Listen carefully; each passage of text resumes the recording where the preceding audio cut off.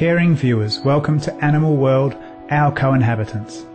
Today's episode of our Stop Animal Cruelty series focuses on Australia's proud national symbol, the endearing kangaroo. As we will see, despite their iconic status, kangaroos and their young, called joeys, are heavily persecuted and are nearly endangered due to the massive slaughtering of wildlife. Let us hear more about the plight of these beautiful beings from Nikki Sutterby, Coordinator of the Australian Society for Kangaroos in Castlemaine, Victoria, Australia. Kangaroos have very strong family bonds in their mob. They have very close relationships with their joeys, and they're reliant on their mother, the joey, until they're about 18 months of age. They will feed from her, particularly in the eastern greys. And the daughters, the female joeys, will stay with their mother for the rest of their life. And the big males are also a very important part of the hierarchy and social structure. They not only protect the female from the advances of younger males, they also teach the young joeys and have a lot of interaction with the young joeys, teaching them the rules of the group and survival skills. And the female kangaroos teach the young joeys also the rules of the mob and how to look after their young and survive. So there's some very strong bonds within kangaroos. People that raise kangaroos, they will tell you that they're extremely intelligent animals and extremely sensitive, and they suffer a lot of grief when their family members are killed or when they're stressed. And certainly there's stories of the mothers dying when their joey dies. So a mother is a mother, and these animals are suffering intensely under this cruel industry that's going on night after night in Australia.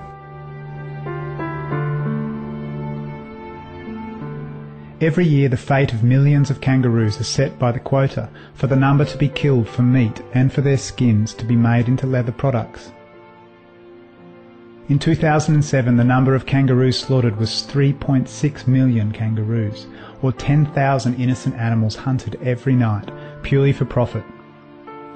However, this does not include the number of kangaroos that are shot, but escape capture, or the helpless babies, the joeys, which are ruthlessly and barbarically bludgeoned to death. The true scale of the massacre may be 2 or 3 times higher. The cruelty and suffering inflicted on these extremely sensitive animals is unimaginable. At night, hunters go out with spotlights to find and shoot them. Hunters shoot the helpless creatures through the head, neck, throat or jaw, causing massive bleeding and excruciating pain. If they survive the wounds, the kangaroos may flee into the outback and subsequently die of their horrific injuries, after suffering for days. Sometimes hunters deliberately shoot kangaroos in the neck so as to cause them to bleed out, thus making the flesh paler. As consumers prefer eating whiter meat, so with higher demand, it is thus more profitable. It has also been reported that some hunters deliberately avoid making a lethal shot and instead shoot to down the animal so that it can be taken alive to the slaughterhouse. Again, this is done out of greed, as the fresher the meat, the more money it fetches. When these downed kangaroos are loaded into trucks, their legs are broken and snapped in half in order to stop them from jumping away. Kangaroos, Myths and Realities is a book by a coalition of citizens and scientists who have joined to expose the myths underlying the persecution and exploitation of Australia's kangaroo. Ms. Sutterby reads an excerpt in the book of an account by a former hunter. He tells of the cruelty of kangaroo killings.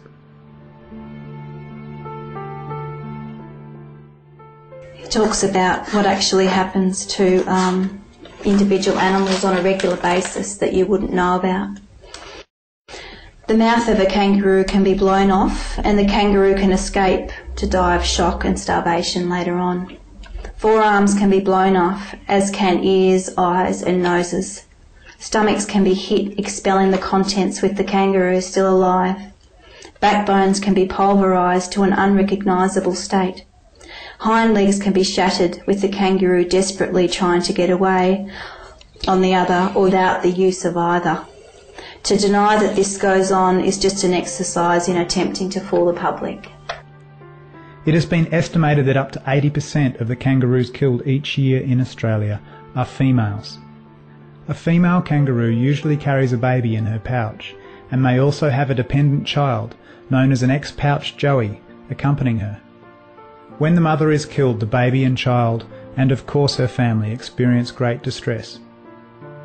The baby in the pouch mostly does not survive, and chances are slim for the ex-pouch joey as well, who was dependent on his mother for milk protection and love, and is now left to fend for itself. Ms Sutterby reads another excerpt from Kangaroos, Myths and Realities on what awaits these orphan children. One of the things he talks about is kangaroos have a social life not unlike humans, with strong mother and joey ties, companions, relatives and the like. When continually shot, kangaroos fret for loved ones, their own lives being forced to live in a state of spasmodic terror. Kangaroos can be and are horribly wounded. In-pouch joeys are bludgeoned to death. The out-of-pouch joeys, all alone for the first time in their short lives, panic-stricken after witnessing the brutal death of their mother, are left to die from starvation and/or hypothermia and/or predation.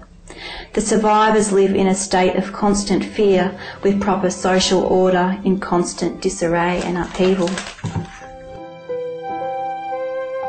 The method of killing of in-pouch babies is by decapitation. A sharp blade is used to cut off the babies' heads. Other slaughtering methods include shooting joeys at close range, striking them with a metal pipe, or forcefully swinging them against a solid metal object. Conservative estimates suggest that more than 1 million babies suffer this fate every year, which is almost 3,000 joeys every night.